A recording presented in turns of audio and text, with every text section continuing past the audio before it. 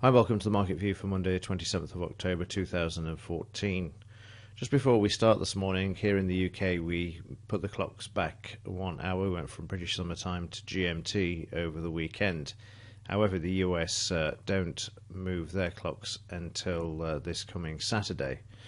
So what we need to do is just to adjust a couple of settings, otherwise you won't be getting any signals within the first hour of trading. So once you've opened the workspace, then come to settings, and what we're going to adjust is the primary trade times. If I can find it, there it is.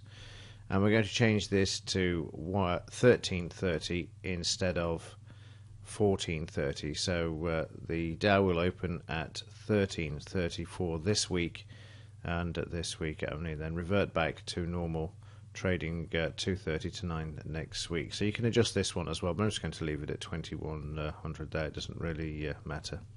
So then I'm going to click apply to make sure that this takes effect, and if it's a workspace that you've got, make sure that you do file save, otherwise you will be adjusting this all week, which you don't really want to do, so that will avoid you having to do that.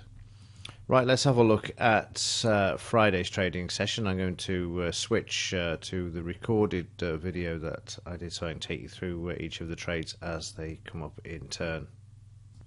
So in the 5-minute chart, we can see the market's open quite strongly, driven through the resistance area here that was holding the market back, and then continue to move higher there. So there you can see we've got a potential buy signal. That's the first one that appears on the chart, and this one about 10 minutes, 15 minutes into the trading session there. So as this market started to move lower, it actually hit the stop price before it actually hit the entry. When this happens, the signal is cancelled. So the stop's already hit, so there's no point in actually waiting for the entry price, because the trade is now invalid. So you see that move off the screen there, and I'll just drag along until we find the next trade. The next one is a sell signal. This is just on the news there, and you see the market trailing back. And now the news is out of the way, this signal is still valid because we've had 5 minutes and the market hasn't reacted. It's traded right up towards the stop, failed to close through this.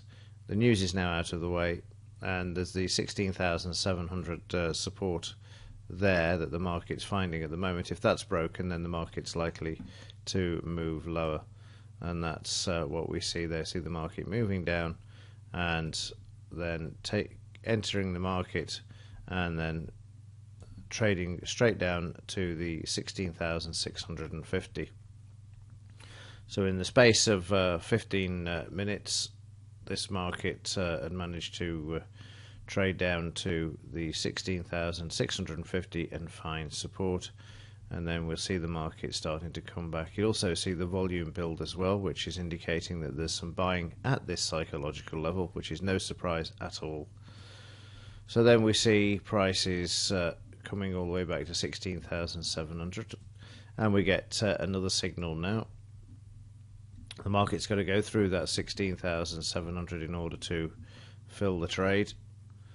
I'm just adjusting the chart there, so you can see the market's sideways, and unfortunately the market didn't fill this trade within the 3-bar requirement. So when the signal appears, it has to fill within 3 bars, otherwise the trade is cancelled.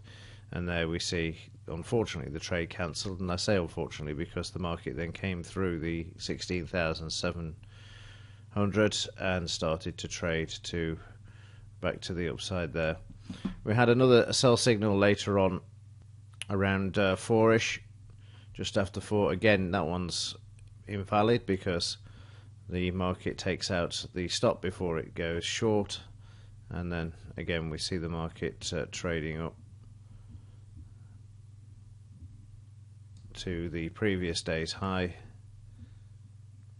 And I'm just going to drag the slider on the video across. There we go. The next signal is around 1740. There's a potential short here as well. This is then not filled at the moment, and then we get a buy signal as well. So there are basically two orders on the table here. Whichever one's hit first, if it's the sell is hit within the 3 bars, it will close out the stop on the buy signal, which will cancel it, and vice versa.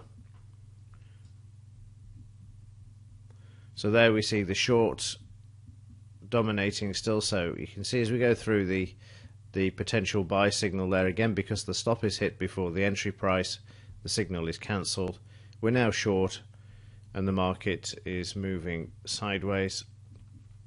It eventually breaks the 16,750 support there, which is there. You can see how the market's holding on this level. Very powerful levels these are. And then down to the scalp for 20 pips there as well. And then we have a buy signal. This is coming at around 1835, and this is one that I actually recorded with the text alert video, which is now available on the site as well. You see this, I did this on the mobile phone, this particular trade. And again, we've back through that psychological level of 16,750, and the market trying to move high. It was quite a painful trade to watch, actually, because it just spent ages just sideways, even though I had a feeling it would eventually get to the scalp target, which it does there. So another winning trade there. In fact, all trades winning trades on Friday. You've also got a potential sell there. Again, you can see before the entry price is hit, the stop is hit, so the trade is cancelled. And then basically we're just treading water as we head towards the end of the session. There's another sell signal there and another buy signal, but we're now at 20 past 8 on a Friday evening, and that's not really a good time to be in the market. As you'll see, the market fails to fill either of those signals there. Right, let's have a look at the daily chart and get an idea of the bigger picture, and also have a quick look at the news and the implied volatility before concluding.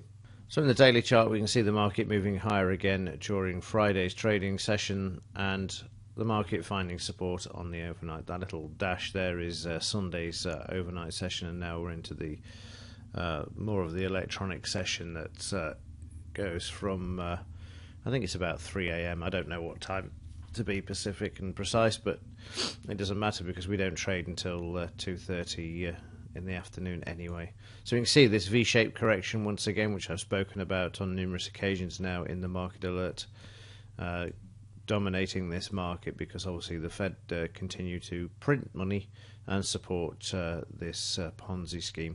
In the news, German business climate is the only one today. There's nothing else to really give the market any problems. Pending home sales are at 2 p.m. instead of 3 p.m. of course, because of the time difference at the moment. So everything's out time-wise apart from the European and UK news items. In the implied volatility, this dropped to 1266 on Friday. Again, you can see the sharp pullback there in the implied, which indicates that the market should continue to move higher back to the all-time highs during the next few weeks and months. Unless, of course, something of a geopolitical nature enters the market and forces the market to go back down again. So, if you've not seen the video on the implied volatility, that's available in the additional training video section of the website as well. So, just in case you're wondering what this is all about, that's where you will find the video. Very powerful indicator for forecasting what the market's going to do overall. Right, well, that's it from me this morning. I will see you in tomorrow's edition of the Market Alert. Have a good day, and as ever, thank you for your support. And as ever, thanks for watching. See you in the next one.